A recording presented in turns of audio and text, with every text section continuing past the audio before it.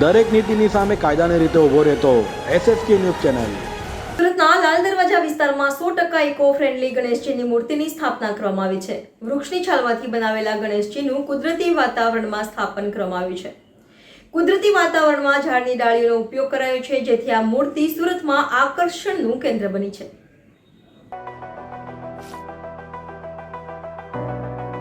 હાલ global warming સતત વધી રહી છે। વૃક્ષો દિવસે ને દિવસે કપાઈ રહ્યા છે, જેથી વાતાવરણમાં ફેરફાર જોવા મળી રહ્યો છે।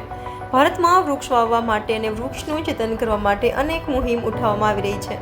ત્યારે આ વખતે સુરતમાં ગણપતિ સ્થાપનામાં પણ વૃક્ષ બચાવવાની મુહિમ સાથે સુરતના લાલ દરવાજા વિસ્તારના એક દંત યુવક મંડળ દ્વારા વેસ્ટેજ વૃક્ષના છાલમાંથી ગણપતિની મૂર્તિ બનાવવામાં આવી છે। વેસ્ટેજ વૃક્ષની છાલમાંથી મૂર્તિ બનાવવા માટે મૂર્તિકારોને 45 દિવસ જેટલો સમય લાગ્યો હતો। આ મૂર્તિની ઊંચાઈ 11 ફૂટ છે, જેની અંદર 200 કિલો ઘાસ અને 300 કિલો માટી સાથે 70 થી 80 જેટલી લાકડાની છાલોથી આ મૂર્તિની અંદર ઇકો ફ્રેન્ડલી વોટર કલરનો ઉપયોગ કરવામાં આવ્યો છે। આ મૂર્તિની આસપાસ કુદરતી વાતાવરણનો નજારો બનાવવામાં આવ્યો છે। તેમાં પણ વૃક્ષની કુદરતી રીતે તૂટી પડેલી ડાળીઓનો ઉપયોગ કરી બગીચો તૈયાર કરવામાં આવ્યો છે।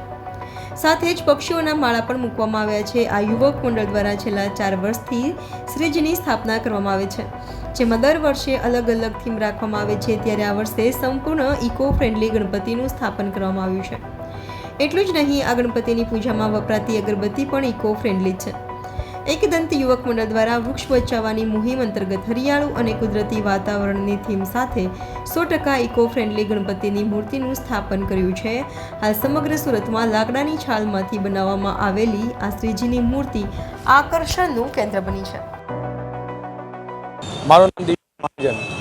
અમે આ મૂર્તિનું આયોજન એક વેસ્ટેજ લાકડું હોય એના વેસ્ટેજ છાલમાંથી આનું અમે આયોજન કરવામાં આવેલું છે, અને આના દ્વારા અમે લોકોને સેવ ટ્રી, સેવ વોટર અને સેવ પર્યાવરણનો મેસેજ આપવા માંગીએ છીએ।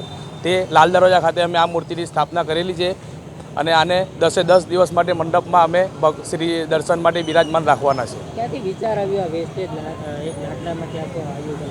આજના જમાનામાં ટ્રીઓ ખૂબ ઓછા થતા જાય છે, ઝાડની સંખ્યા ઘણી ઓછી થતી જાય છે, એટલે અમે આ મૂર્તિનું આયોજન કર્યું। આ રીતનું આયોજન કરવામાં આવ્યું, જેનાથી લોકોને સંદેશો મળે કે આપણે ઝાડોને કાપવા ન જોઈએ અને એનો બચાવવો જોઈએ। એ મેસેજ આપવા માટે અમે આ રીતનું થીમનું આયોજન કરવામાં આવેલું છે।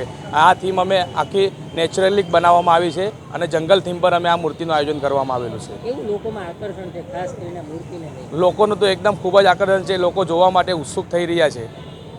અમે આનું આવતીકાલથી મંડપમાં અમે બિરાજમાન છે, અને 10 દિવસ માટે આનું લોકોને દર્શન માટે અમે મૂકવામાં આવેલા છે। શું મેસેજ આપશો? ખાસ મેસેજ તો એક જ આપવાનો છે કે સેવ વોટર, સેવ ટ્રી અને સેવ પર્યાવરણ। આના માટે અમે આ દરેક નીતિની સામે કાયદાની રીતે ઊભો રહેતો SSK ન્યૂઝ ચેનલ।